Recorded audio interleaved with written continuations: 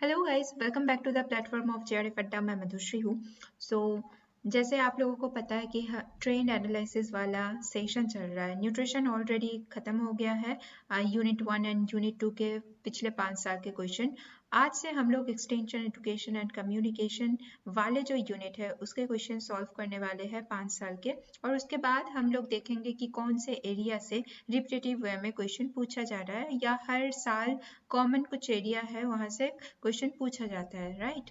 तो इससे पहले कि मैं क्लास स्टार्ट करूँ, तो मेरा नाम मधुश्री है। ये मेरा बेसिक एक बैकग्राउंड है। मेरा बीएससी फूड एंड न्यूट्रिशन में है, एमएससी पब्लिक हेल्थ न्यूट्रिशन में है, और मैं 2 टाइम्स नेट क्लियर किया ऑलरेडी।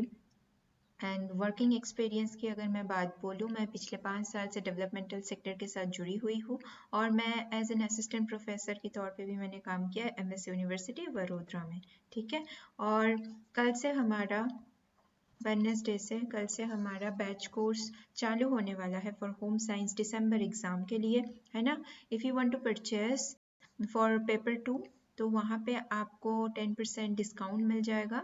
और क्या क्या फैसिलिटीज़ आपको मिलेगा? वीडियो कोर्स मिल जाएगा लाइव प्लस रिकॉर्डेड, पीडीएफ मिल जाएगा हिंदी और इंग्लिश में, और पीवाईक्यूज़ का डिटेल सोल्यूशन मिल जाएगा हिंदी और इंग्लिश में।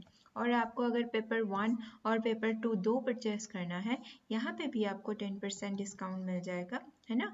तो यहाँ पे वीडियो क्लास अवेलेबल रहेगा आपके लिए, लाइव प्लस रिकॉर्डेड 2022-23 का डिटेल सोल्यूशन मिल जाएगा पीवाईक्यू का, एंड पेपर 1 के लिए टेस्ट सीरीज भी आपको मिल जाएगा। और ये मेरा क्लासेस का स्केड्यूल है। यूट्यूब में 8 बजे क्लास मतलब हम लोग मिलते हैं हर रोज़ 8 बजे, और पेड सेशन रहेगा वेडनेसडे, सैटरडे एंड संडे 9 बजे से, ठीक है।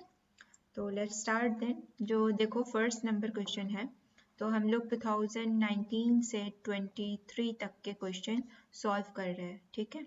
तो फर्स्ट जो क्वेश्चन है वो है the community intervention programme launch by union health ministry for youth both rural and urban area poor and affluent is.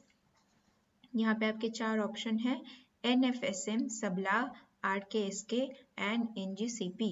तो आपके जो आंसर होगा वो है RKSK। क्यों होगा, क्या है डिटेल्स, आइए जान लेते हैं। तो NFSM क्या है? National food security mission. तो नेशनल फूड सिक्योरिटी मिशन का एम क्या है? It aims to increase the production through area expansion productivity, create employment opportunities, enhance the farm level, ठीक है। फार्म प्रॉफिट के लिए भी ये आपके इनेक्टेड हुआ था, और it was launched in the year of 2007। तो कभी भी आप कोई प्रोग्राम पढ़ रहे हो community development related, health related, nutrition related, programme का फुल फॉर्म क्या है, कब आया है ना, कौन से ईयर लॉन्च हुआ है, और कौन से ईयर इनेक्ट हुआ है, वो आपको पढ़ना है ना। और हर प्रोग्राम के शॉर्ट फॉर्म और फुल फॉर्म ऐसे आपको तैयार करना है। अब RKSK का फुल फॉर्म क्या है? राष्ट्रीय किशोर स्वास्थ्य कार्यक्रम। लॉन्च कब हुआ था? 2014 में, ठीक है। तो ये जो 7 क्रिटिकल पॉइंट है, क्रिटिकल कंपोनेंट है, 7 C's भी हम लोग बोलते हैं, RKSK में क्या क्या है वो आपको जानना है क्योंकि इम्पोर्टेंट है।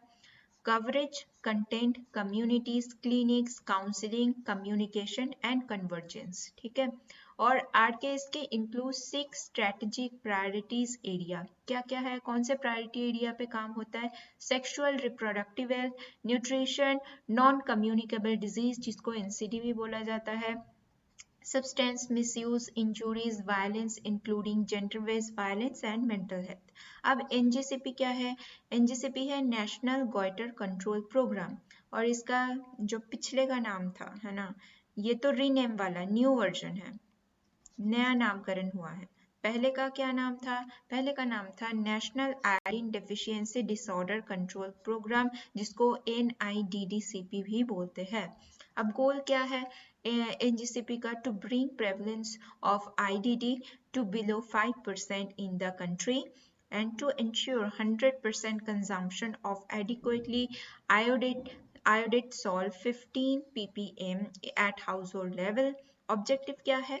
survey to assess the magnitude of iodine deficiency disorder in district and supply of iodate salt placed in the place of common salt, field resurface to assess the iodine deficiency disorder and impact of iodated salt after every 5 years in a specific district.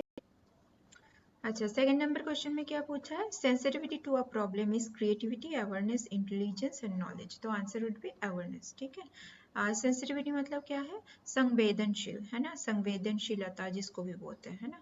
तो कोई भी problem के ऊपर संवेदनशील होना, है ना, इसको क्या बोलते हैं? अवेयरनेस बोलते हैं, है ना, जागरूकता बोलते हैं. राइट.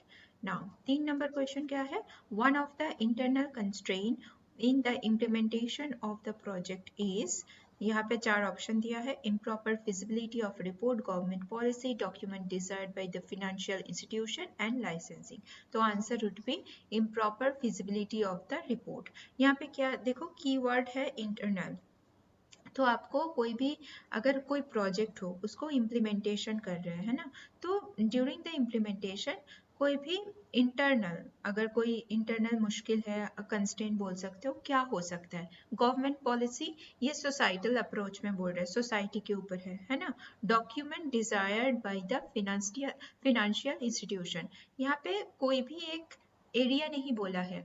फिनेंशियल, सोशियो इकोनॉमिक, अगर क्वेश्चन में ऐसे मेंशन होता तो you could relate the financial institution, है ना. और licensing, licensing for what? Specific नहीं बोला, है ना. तो your answer would be improper feasibility of the report.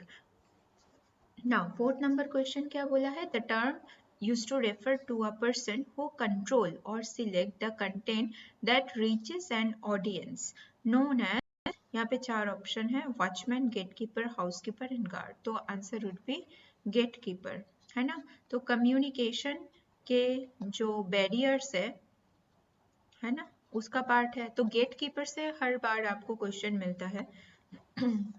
5 number question पे क्या बोला है? Which of the following models of development emphasize that modernization could be achieve by increase productivity, economic growth and industrialization. यहाँ पे आपका 4 option है. New paradigm model of development, interdependent model of development, dominant paradigm model of development and basic model of development. तो answer would be dominant paradigm model of development. Modernisation,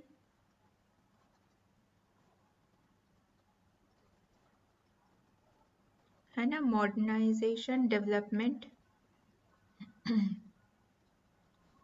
या modernization model, है ना, ये आपको पढ़ के जाना है. different models related to modernization, different type of approaches related to modernization, क्योंकि यहाँ से 2-3 साल से क्वेश्चन पूछा जा रहा है, तो आगे भी आ सकता है, तो ये आपको पूछ के जाना है. Which of the following, 6 number है, which of the following is not group approach for communication and extension? Workshop में बहुत लोग एक साथ पार्टिसिपेट करते हैं, तो ये ग्रुप अप्रोच है. ट्रेनिंग भी बहुत लोगों को एक साथ इम्पार्ट किया जाता है, ये भी ग्रुप अप्रोच है. डेमोन्स्ट्रेशन, अगर कोई आप एग्जीबिशन में जा रहे हो, वहाँ पे कोई मॉडल है, पोस्टर है, चार्ट है, उसका भी डेमोन्स्ट्रेशन बहुत लोगों को एक साथ किया जाता है. पर होम विजिट, है ना, होम विजिट सिंगल एस्पेक्ट में किया जाता है डिपेंडिंग ऑन द बेनिफिशियरीज. जैसे आंगनवाड़ी कार्यकर्ती हो, है ना, तो आंगनवाड़ी कार्यकर्ती क्या है, उनका रोल्स एंड रिस्पॉन्सिबिलिटी में एक और भी पार्ट है कि होम विजिट करना है जो भी लाभार्थी वर्ग है, जैसे pregnant women, lactating women, children under 6, तो उनके घर होम विजिट करना है फॉर न्यूट्रिशन काउंसलिंग. तो ये इंडिविजुअल एस्पेक्ट होता है. ठीक है. नाउ 7 नंबर क्वेश्चन में क्या पूछा है? In communication the interpretation of the body language, posture and movement known as proxemics, paralanguage, kinesics and chronemics. तो आपके जो आंसर होगा वो है काइनेसिक्स. ठीक है. अब देखो प्रोक्सिमिक्स क्या है. Proxemics is study of human use of space. This is a keyword for proxemics. ठीक है. The effects of population density has on behaviour, communication and social interaction. Paralanguage क्या है? Also known as vocalics. ठीक है. It's a component of meta communication that may modify the meaning and convey the emotion by using the technique such as prosody, pitch and intonation. फिर chronemics क्या है? It's a study use of time, non-verbal time in non-verbal communication. तो chronemics it's related to time. आपको first paper में भी same चीज पढ़ना पड़ता है. और proxemics related to the space. ठीक है. और paralanguage it related to the vocalics and it is a part of meta communication. Okay. And अगर मैं chronemics के बाद बोलूँ, it's a time perception include punctuality, willingness to wait and interaction. ठीक है. Now, 8 नंबर पे क्या पूछा है? Who was the ancient Greek philosopher who wrote the book Rhetoric describing the role of persuasion in the public speaking? यहाँ पे 4 option है, तो आंसर would be Aristotle. अब देखो, एरिस्टोटल का जो मॉडल ऑफ कम्युनिकेशन है उसमें बहुत सारे कीवर्ड है जो आपको अगर क्वेश्चन में मिलता है तो that would be related to the Aristotle model of communication, right? क्या क्या कीवर्ड है?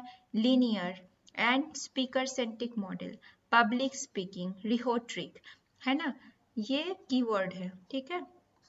फिर persuasive speech, ethos, pathos and logos. Ethos मतलब एथिकल, पैथोस मतलब इमोशनल, लोगोस मतलब लॉजिकल. ये याद रखना. फिर 9 नंबर में क्या पूछा है? The art and science of helping adult. ठीक है. Learn is called pedagogy, sociology, anthropology and andragogy. तो answer would be andragogy. Pedagogy it's related to children. ठीक है. नाउ 10 नंबर में क्या बोला है? Panchayati Raj institution in India are important expression of the people's participation in local self governance through domination, centralization, decentralization and demonetization. तो answer would be decentralization. ठीक है. अब different type of community development approaches है. PRI institution है जहाँ से आपको different way में हर बार क्वेश्चन मिलता है. अब देखो, अभी कम्युनिटी डेवलपमेंट अप्रोच में फर्स्ट क्या आता है? बलवंत राय मेहता कमेटी. तो ये कब एस्टैब्लिश हुआ था? 1957 में. फिर डेमोक्रेटिक डिसेंट्रलाइजेशन आया था. ये है 3 टायर सिस्टम. ठीक है. नाउ तो डेमोक्रेटिक डिसेंट्रलाइजेशन में कौन से 3 कंपोनेंट है? एक है डिस्ट्रिक्ट लेवल जिसको जिला परिषद बोलते हैं, ब्लॉक लेवल मतलब पंचायत समिति एंड विलेज लेवल पे विलेज पंचायत है. ठीक है. और अशोक मेहता कमेटी आया था 1977 में. It recommended that 2 tier system can be established to replace the 3 tier panchayat system. And कौन से स्पेसिफिक 2 कंपोनेंट पे रिप्लेसमेंट हुआ था? मंडल परिषद एंड जिला परिषद. ठीक है. नाउ 11 नंबर क्वेश्चन में क्या पूछा है? Which of the following schemes are for rural upliftment.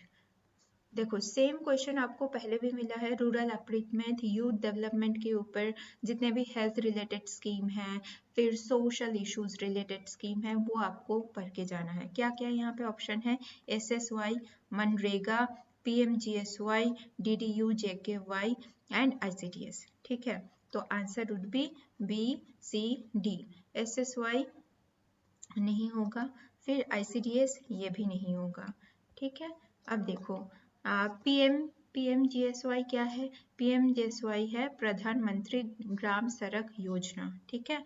फिर DDU JKY क्या है? ग्रामीण कौशल्य योजना या DDU JKY is a government of India youth development scheme. और मनरेगा क्या है? Mahatma Gandhi National Rural Employment Guarantee Act जो 2005 में आया था. Earlier, it was known as National Rural Employment Guarantee Act, NREGA, and it is Indian labor law social security measure that aims to guarantee right to work. ये important है, याद रखना. Now, 12 में क्या पूछा है? Which of the following are advocacy technique useful in influencing policy. यहाँ पे आपको advocacy technique के बारे में पूछा है. क्या क्या है? Interviewing, lobbying, research, negotiating and campaigning. तो your answer would be lobbying, फिर होगा नेगोशिएटिंग एंड देन होगा कैंपेनिंग, इंटरव्यूइंग और research. Those are the individualistic approaches है ना। और ये हम लोग सोसाइटी एडवोकेसी हम लोग स्पेसिफिक क्यों करते हैं, to generate the evidence for changing in a particular domain, है ना। तो हम लोग जितना भी एविडेंस है वो गैदर करते हैं कि पॉलिसी लेवल पे उसका चेंज हो जाए, तो इसलिए स्पेसिफिकली हम लोग एडवोकेसी को इम्पोर्ट करते हैं। पर इसका कौन से टेक्निक है, लॉबिंग है, नेगोशिएटिंग, बिग कैंपेनिंग, ठीक है। नाउ 13 नंबर में क्या पूछा है, which of the following are 3 dimensional visual aids, ठीक है। 3 डायमेंशनल विजुअल पूछा है, क्या क्या है, specimen, model, power point presentation, puppets and object. तो 3 डायमेंशनल बोला है तो ऑब्जेक्ट्स होगा, पपेट होगा, ठीक है। आपके यहाँ पे मॉडल होगा और स्पेसिमेन होगा, पावर पॉइंट प्रेजेंटेशन नहीं होगा। नाउ यहाँ पे मैच करना है, different type of communication techniques है रिलेटेड टू योर जेस्चर, फिर वर्बल टेक्निक्स और उसका डेफिनेशन क्या है ना। फर्स्ट क्या बोला है, मॉर्फोलॉजी। मॉर्फोलॉजी मतलब a system of meaningful units involved in a word formation, ठीक है। syntax क्या है, syntax है the way words are combined to form acceptable phrases and sentence। pragmatics क्या है, pragmatics it is related to system of using appropriate conversation and how to use language in the context। and semantics क्या है, semantics is a system that involves meaning of words and sentences, ठीक है। ये हिंदी पे है, देख लीजिएगा।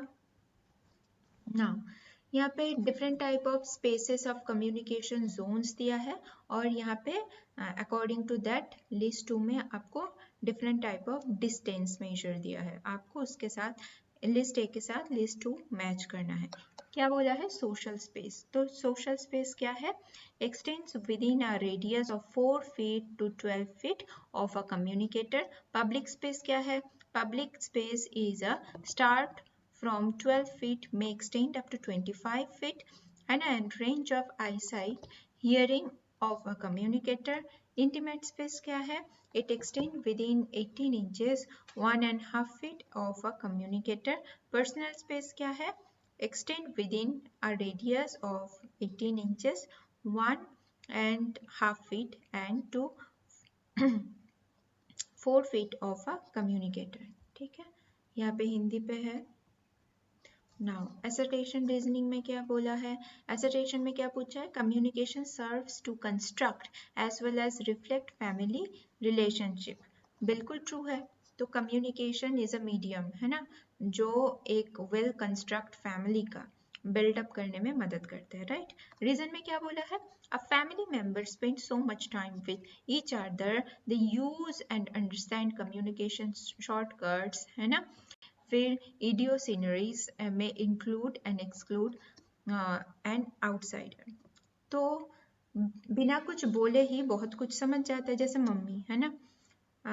आपने कुछ बोला कि मम्मी मुझे राजमा चावल बना दो, ठीक है। अब राजमा चावल मतलब आपकी इच्छा है, आपने बोला नहीं, आपकी इच्छा है। पर आप और संडे है स्पेसिफिकली, आप मान लो, है ना, संडे के दिन राजमा चावल। तो आपने कुछ बोला नहीं पर आपके मन में इच्छा है, तो मम्मी आपको सामने से आके ऑप्शन देती है ना कि आज तुम क्या खाओगी बेटा, बता दो, राजमा कढ़ी बनाओ, राजमा चावल बनाओ, है ना। तो बिना बोले ही ये जो बात समझ जाता है ना मम्मी या कोई भी फैमिली मेंबर्स हो जिसके साथ आपका थोड़ा सा ज्यादा अटैचमेंट हो, बॉन्डिंग हो, राइट। तो ये कम्युनिकेशन से ही होते हैं। आपके जो बिहेवियरल एस्पेक्ट्स है, कम्युनिकेशन है ना, एटीट्यूड है स्पेसिफिक पर्सन के ऊपर, उसके बाद आता है बॉन्डिंग, राइट। तो ये बहुत सारे पैरामीटर्स हैं जो specific clear cut communication even development aspect भी डेवलपमेंट करने में हेल्प करते हैं। तो both are the correct and true and R is the correct reason for A. Now यहाँ पे हिंदी में है, देख लीजिएगा। नाउ 17 में क्या पूछा है, master roles are prepared under which programme, SGSY, MDM, NHM और मनरेगा। तो मास्टर रोल स्पेसिफिक मनरेगा में यूज़ किया जाता है। तो ये जितना भी रूरल अपलिफ्टमेंट रिलेटेड स्कीम है, हेल्थ, न्यूट्रिशन और सोशल एस्पेक्ट में, ये आपको इन डिटेल में पढ़ना है। कुछ कुछ तो मैंने आपको करा दिया है, जो प्लेलिस्ट में अवेलेबल है, मिल जाएगा। बाकी भी मैं आगे जाके कराऊंगी आपको, जितना भी एक्सटेंशन रिलेटेड आपके स्कीम्स हैं, नेशनल स्कीम्स, वो। नाउ 18 में क्या पूछा है, licence to operate community radio station is granted by state government, ministry of information broadcasting, Prasar Bharati cooperation and department of telecommunication. तो answer will be ministry of information and broadcasting, ठीक है। फिर 19 में क्या पूछा है, the international literacy day is celebrated on 8 March, 8 May, 8 September and 8 नवंबर। तो answer would B 8 September. Now तो और एक चीज़, जितने भी health and nutrition related, even social, जो बेसिक है, जो आपको जानना है ना, जितने भी इम्पोर्टेंट डेट्स है, उसका कैलेंडर फॉर्म में एक चार्ट बना लो कि ये डेट इम्पॉर्टेंट है। एक तो मैंने आपको वीडियो में प्रोवाइड किया था, पुराने वीडियो में जाके देख सकते हो। स्पेसिफिक कुछ डेट मैंने एसेंशियल जो कॉमन है वो मैंने प्रोवाइड कर दिया, तो उससे भी आप रेफर कर सकते हो या आप खुद से भी बना सकते हो जो इम्पोर्टेंट डेट है, ठीक है। तो 20 नंबर पे क्या पूछा है, the process of assessing the progress of a project based on the pre determined indicator of a programme is called as monitoring, ठीक है। प्रोजेक्ट इम्प्लीमेंटेशन के बाद उसका कितना प्रोग्रेस हुआ है वो कैसे पता लगेगा, मॉनिटरिंग से ही पता लगेगा। फीडबैक क्या है, at the end of the project implementation और वट एवर, है ना। उसके बाद जो आफ्टर रिव्यू जो क्लाइंट से आपके जानने के लिए मिलता है, उसको हम लोग फीडबैक बोलते हैं। फीड फॉरवर्ड क्या है, सिस्टम में इनपुट करने के बाद जब प्रोसेस में हो तब उस प्रोसेस के अंदर फीड फॉरवर्ड किया जाता है। प्लानिंग क्या है, प्रोजेक्ट इम्प्लीमेंटेशन से पहले प्लानिंग करना पड़ता है, ठीक है। पर यहाँ पे क्या बोला है, असेस करना, ठीक है। तो assess is related to monitoring. Now 21 में क्या पूछा है, which of the following features can be studied through mapping while capturing the PLS, ठीक है। Mapping while capturing the PLS, ठीक है। अब मैप आप कौन से चीज को कर सकते हो, natural resource, priority pattern, conflict resolution and problem solving. Problem solving तो नहीं होगा, प्रॉब्लम सॉल्विंग को मैप नहीं किया जाता है, ठीक है। फिर कॉन्फ्लिक्ट रेजोल्यूशन, पीएलए में कॉन्फ्लिक्ट रेजोल्यूशन करना भाई नहीं होता है। फिर प्रायोरिटी पैटर्न नहीं होगा। नेचुरल रिसोर्स आप मैप कर सकते हो, कौन से कंपोनेंट को यूज करके या कौन से टेक्निक को यूज करके, वो है रिसोर्स मैप, ठीक है। रिसोर्स मैप को यूज करके आप पीएलए में एक एस्पेक्ट आता है रिसोर्स मैप, उसको आप यूज करके नेचुरल रिसोर्स आप कोई भी सोसाइटी या कम्युनिटी का आप एसेस कर सकते हो, है ना। नाउ 22 नंबर क्वेश्चन पे क्या पूछा है, common elements between BCC and advocacy are. BCC मतलब behaviour change communication, behaviour change communication, ठीक है। नाउ ऑप्शन में क्या दिया है, both rely on persuasion technique, both seek to bring in behaviour change, both need strategic planning, both use only intrapersonal communication, both can work only with the people at the grass root. अब देखो ये जो only word है ये बहुत खतरनाक word है, आपको पता है, नॉट ओनली एक्सेप्ट, है ना। तो ये क्या बोला है, both use only intrapersonal, intra मतलब खुद पे ही बात करना, राइट। इंटर मतलब एक दूसरे से बात करना, है ना। तो बीसीसी कभी भी खुद से बात करने के लिए यूज नहीं होता है, कुछ सोसाइटल चेंजेस के लिए behaviour change communication process apply होता है, ठीक है। एडवोकेसी पॉलिसी लेवल में कुछ चेंज करने के लिए, एविडेंस जनरेट करने के लिए एडवोकेसी का यूज होता है। तो ओनली दिया है, इंटरपर्सनल नहीं होगा, तभी ये ऑप्शन एलिमिनेट हो जाएगा। फिर both can work only with the people at the grass root, सिर्फ ग्रास रूट के लिए ये मतलब चेंजेस के लिए, ग्रास रूट में चेंजेस दिखाने के लिए ये तो अप्लाई नहीं होता है, सोसाइटी लेवल पे भी होता है, पब्लिक डोमेन में भी होता है, राइट। तो both is rely on persuasion technique, ये बिल्कुल सही है। seek to bring behavior change, obviously behavior change के लिए यूज होता है। and those need basic strategic planning, obviously अगर आपके पास प्लानिंग ना हो, आप कोई भी काम कर रहे हो, अब मान लो कि आप NTA UGC नेट के लिए प्रिपरेशन कर रहे हो, पर आपके पास कोई प्लानिंग नहीं है ना, जब आपको जो वीडियो मिल रहा है आप देख के सीख रहे हो, that's not the good technique, ठीक है।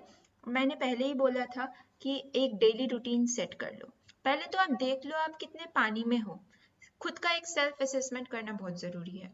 हर एक चीज़ में अगर कुछ बदलाव लाना है, इवन खुद के बिहेवियर में भी चेंज करना है, आपको ही पता है कि आप कितना गहरे पानी में हो, है ना। तो उसके बाद आपको देखना पड़ेगा मुझे कौन से कंपोनेंट के ऊपर काम करना है। उसके बाद आप स्ट्रेटेजी बनाओगे, है ना। आप एक स्ट्रेटेजी बनाओगे, मुझे इतना टाइम यूट्यूब वीडियोस में वक्त, 2 आवर्स मुझे यूट्यूब वीडियोस देखना है, 2 आवर्स मुझे पेड क्लास करना है, मुझे 5 आवर्स सेल्फ स्टडीज करना है, मुझे 3 आवर्स मुझे रिवाइज करना है। प्लानिंग करोगे तो विदाउट स्ट्रेटेजिक प्लानिंग कोई भी सक्सेस अचीव करना मुश्किल होता है, राइट। तो ये 3, इसलिए ABC would be the correct answer. यहाँ पे हिंदी में है, देख लीजिएगा। नाउ 23 नंबर क्वेश्चन पे क्या बोला है, which of the following can be used for outdoor publicity. गौर करना, आउटडोर पब्लिसिटी, ठीक है। क्या क्या है, flash card, billboards, kiosk, banner and flip chart. तो your answer would be kiosk, banner and flip chart. Flash card नहीं है, फ्लैश कार्ड स्पेसिफिकली बच्चों में इस्तेमाल होता है जब प्री स्कूल बच्चे जाते हैं, है ना। तो फ्लैश कार्ड में क्या होता है, एक कार्ड होता है, सामने पिक्चर होता है, पीछे उसका डिस्क्रिप्शन लिखा होता है। तो टीचर फ्लैश कार्ड का यूज करते हैं, बच्चे देख के उस पिक्चर से रिलेट करके बोल पा रहा है या नहीं उस पिक्चर के संबंध में, ठीक है। बिल बोर्ड नहीं यूज होता है। बिल बोर्ड क्या है, बिल बोर्ड आपके कोई भी विज्ञापन में स्पेसिफिकली तब यूज होता है, ठीक है। बाकी आपके kiosk, banner and flipchart, those are use for outdoor publicity. Now 24 number question में क्या पूछा, the communication process is always systematic, transactional, universal, functional, interactional. तो answer would be transactional, universal and functional. It's not necessary कि आपके हर communication में interaction हो, है ना, क्योंकि इंट्रा कम्युनिकेशन भी होता है, तो ई तो बिल्कुल नहीं होगा। सिस्टमेटिक, नॉन सिस्टमेटिक वे पे भी आपके कम्युनिकेशन हो सकता है ना। नाउ 25 नंबर क्वेश्चन में क्या पूछा, the major functions of KVK in extension, what is the full form of KVK, Krishi विज्ञान केंद्र, ठीक है। यहाँ पे आपको 5 ऑप्शन दिया है, organising the vocational training for rural youth, organizing training for farmer, providing loans to the farmer, providing labor for the farming activities, conducting research for new farming technologies। तो आपका आंसर होगा organizing vocational training for rural youth, ठीक है, organizing training for farmer and conducting research for new farming technologies। Loan KVK provide नहीं करते, loan के लिए different agricultural आपके प्लान्स है, प्रोग्राम है नेशनल लेवल पे, इवन स्टेट स्पेसिफिक वे में, तो उन लोग लोन प्रोवाइड करते हैं, गवर्नमेंट के प्रोग्राम्स है। KVK लोन प्रोवाइड नहीं करते हैं और लेबर भी प्रोवाइड नहीं करते हैं। KVK स्पेसिफिक क्या करते हैं, कैपेसिटी बिल्डिंग के लिए काम करते हैं। जितने भी न्यू टेक्नोलॉजीज अडॉप्ट हो रहा है एग्रीकल्चर एरिया में, तो उसके लिए फार्मर्स को अपडेट करते हैं, उसका कैपेसिटी बिल्ड करते हैं और यूथ को भी उसमें इन्वॉल्व करते हैं, ठीक है। अब आपको क्या करना है, आपको KVK है ना, KVK का एक्टिविटीज देखना है, सर्च करना है, ठीक है, और कौन से एरियाज में और डोमेन्स में काम करते हैं वो भी देखना है आपको। अगर इन डेप्थ क्वेश्चन आगे जाके पूछा जा सकता है तो यहाँ से बन सकता है KVK से, ठीक है। नाउ यहाँ पे different theories of mass communication दिया है और यहाँ पे उसका कैरेक्टरिस्टिक फीचर्स आपको लिस्ट ए से लिस्ट 2 में मैच करना है। फर्स्ट क्या है, ऑथोरिटेरियन थ्योरी। तो ऑथोरिटेरियन थ्योरी होगा media are agents of the government, ठीक है। फिर लिबर्टेरियन थ्योरी है मीडिया आर फ्री, ठीक है। फिर सोशल रिस्पॉन्सिबिलिटी थ्योरी, ये होगा मीडिया आर रिस्पॉन्सिबल, ठीक है। फिर डेवलपमेंट मीडिया थ्योरी, ये होगा media assist in the growth of the society, ठीक है। ये हिंदी में है, देख लीजिएगा। फिर असर्टेशन रीजनिंग वाला क्वेश्चन है। ए में क्या बोला है, strategy for behaviour change must include providing communication that might trigger individual to make decision, है ना। फिर रीजन में क्या बोला है, इंटरनल एंड एक्सटर्नल फैक्टर्स में serve as cues to the action. Obviously behaviour change communication के लिए, है ना, ट्रिगर करना, इंडिविजुअल को प्रोवोक करना कम्युनिकेशन के लिए कि वो कुछ डिसीजन ले पाए, तो या जो रियलिटी, वो रियलिस्टिक बिहेवियर है उसमें चेंज आ पाए, तो कम्युनिकेशन एक इम्पॉर्टेंट, है ना, रोल प्ले करते हैं। और इसके लिए इंटरनल और एक्सटर्नल क्लूज भी आपको टाइम टू टाइम उस इंडिविजुअल को प्रोवाइड करना पड़ता है। तो both are correct and R is a correct reason for A. Now यहाँ पे हिंदी में है, देख लीजिएगा। अब 29 नंबर क्वेश्चन में क्या पूछा है, which of the data collection tool is appropriate for study of a job satisfaction of KVK professional, ठीक है। और गौर करना, यहाँ पे बोला है डेटा कलेक्शन टूल, टूल के बारे में पूछा है, मेथड के बारे में नहीं बोला है। तो interview is a method, aptitude test ये नहीं होगा, इंटरेस्ट इन्वेंशनरीज ये भी नहीं होगा। आपको पता है क्वेश्चनियर इज एन टूल, ठीक है। इंटरव्यू प्रोसेस में ये अप्लाई होता है, डिफरेंट टाइप ऑफ क्वेश्चनियर होता है, ओपन एंडेड क्वेश्चनियर होता है, स्मॉल एंडेड क्वेश्चनियर होता है, राइट। तो according to different aspect questionnaire बनाया जाता है, ओपन एंडेड या क्लोज एंडेड क्वेश्चनियर, और इसका यूज किया जाता है, ठीक है। तो ये क्वेश्चनियर एक डेटा कलेक्शन टूल है। नाउ 30 नंबर पे क्या पूछा है, gate keepers are important for the following communication situation, intrapersonal, small group, large group and mass communication. तो गेट कीपर हमेशा याद रखना मास कम्युनिकेशन में एज अ बैरियर के तौर में काम करता है ना। अब देखो गेट कीपर से आपको 3 बार क्वेश्चन मिला, तो इसका मतलब क्या है, जो बैरियर्स ऑफ कम्युनिकेशन है वो इम्पॉर्टेंट है, वो आपको अच्छे से पढ़ना है। Different type of barriers of communication वो आपको पढ़ना है, और डिफरेंट अप्रोचेस, कौन से अप्रोच में कौन सा बैरियर है वो भी आपको इन डेप्थ में पढ़ना है। तो आज के लिए ये 30 क्वेश्चन था। हम लोग फिर से कल मिलेंगे विथ सॉर्ट ऑफ 20 क्वेश्चन लेके, ठीक है। And end of the this series हम लोग एक्सटेंशन एजुकेशन कम्युनिकेशन के ऊपर जो जो इम्पॉर्टेंट एरियाज है वो डिस्कस करेंगे, ठीक है। और वो जो एरियाज है वो आपको 100% करके जाना है, और ओवरऑल आपको पूरे सिलेबस पढ़ के जाना है।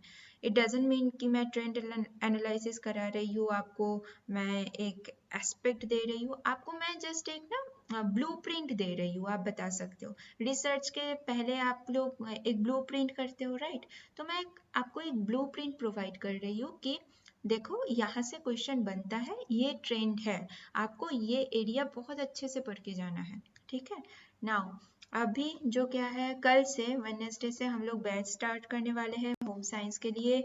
अगर आपको बैच ज्वाइन करना है तो 10% डिस्काउंट मिल जाएगा सिर्फ होम साइंस। अगर आप ज्वाइन करना चाहते हो तो यू हैव टू पे 6299।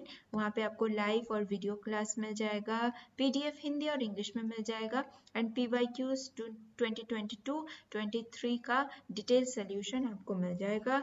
और अगर पेपर 1 और पेपर 2 आपको ज्वाइन करना है, यहाँ पे भी आपको 10% डिस्काउंट मिल जाएगा, विथ आपको पे करना पड़ेगा 8999, ठीक है। वीडियो कोर्स मिल जाएगा लाइव प्लस रिकॉर्डेड 2022-23 का डिटेल सोल्यूशन मिलेगा, और आप टेस्ट सीरीज अवेल कर सकते हो फॉर पेपर 1। और ये मेरा क्लासेस का स्केड्यूल डिटेल्स है। यूट्यूब में 8 बजे से क्लास रहता है, और पेड सेशन रहेगा वेडनेसडे, सैटरडे, संडे 9 बजे से, ठीक है। तो आज के लिए इतना था। कल हम लोग मिलेंगे रात के 8 बजे, कल नहीं एक्चुअली हम लोग थर्सडे को मिलेंगे, थर्सडे को रात की 8 बजे मिलेंगे लाइव सेशन पे, ठीक है। वहाँ पे हम लोग और 20 क्वेश्चन डिस्कस करेंगे एक्सटेंशन एजुकेशन कम्युनिकेशन के। कल हम लोग नहीं मिलेंगे, कल हम लोग मिलेंगे बैच कोर्स में, ठीक है, JRF अड्डा ऐप में। और परसों हम लोग फिर से लाइव मिलेंगे आपके JRF अड्डा यूट्यूब चैनल पे रात की 8 बजे, ठीक है, लाइव मिलेंगे।